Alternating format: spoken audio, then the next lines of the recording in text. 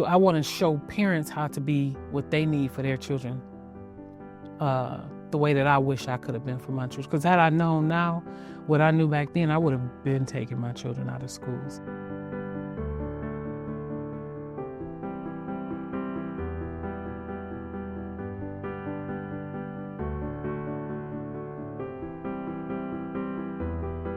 And she looks at me, and she was in the back seat, and she looks cross over and saw the playground area, and she looked and said, "Now, Ma, that's where you should have took me to school."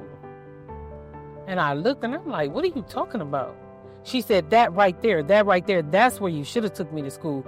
So I'm looking, and I'm like, "What do you mean?" But because she saw the brightness of the playground and just the community looked so different from where she was going to go to school.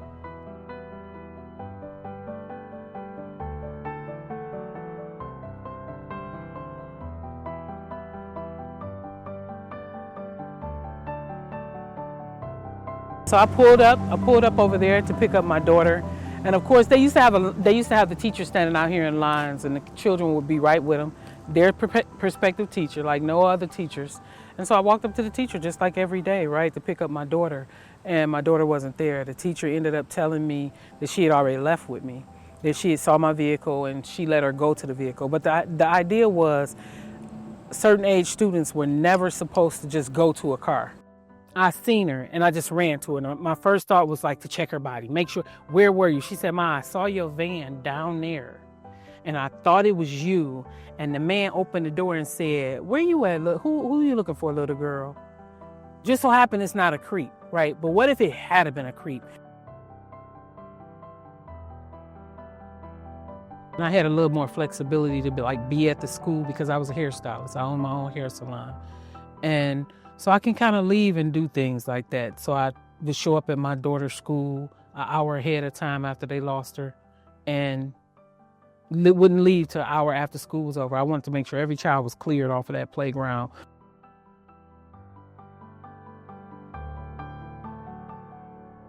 When these parents said that they wanted to homeschool, here I am helping parents homeschool. Didn't realize my own daughter was struggling during the pandemic also. And when I realized like that next month, the teachers weren't showing up for them, I said, okay, wait a minute, this is not, there's something wrong with this. Well, let's do this together. So as parents, we start figuring out what it looked like to homeschool.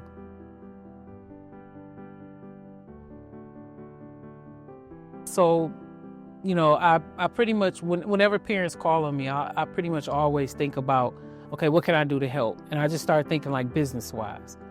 And all these other orgs that I had worked with, like Detroit Symphony Orchestra, parents would say, well, my child needs music classes or my child needs STEM classes. So I went to DSO and I said, hey, I have all these parents over here who need support. Would you help them, right? And so that's when they came in and they started giving our children instruments and free lessons and workshops. And we do that often, but it's driven by the parents, right? Or the children who decide what they want to do in homeschooling.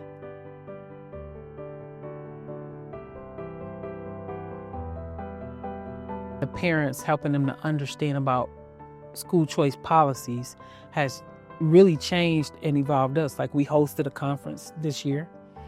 We planned that with the Mackinac Center.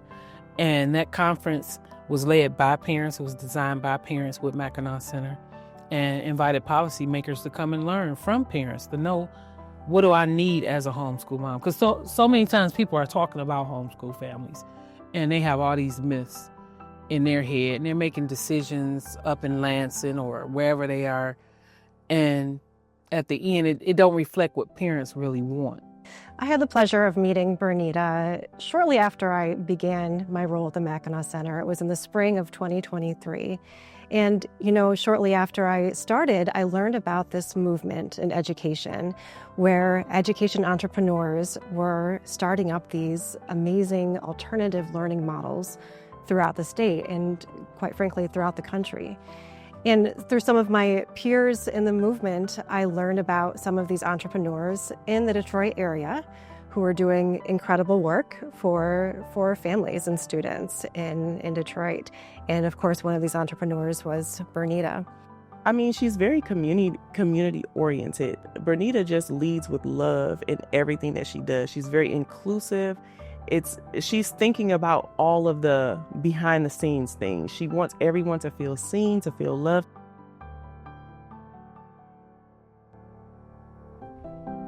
So on our docket, we technically have 400 students, over 400 right now, and started out with 12.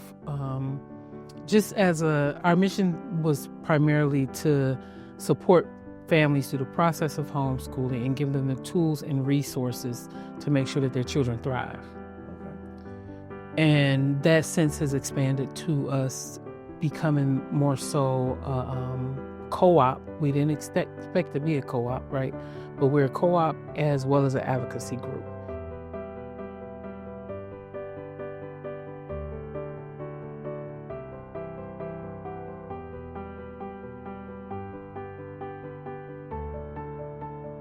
It is a discriminatory amendment in that it was adopted in 1970 during a time when there was a great deal of anti-religious, especially anti-Catholic animus in the state, and it was adopted under those conditions.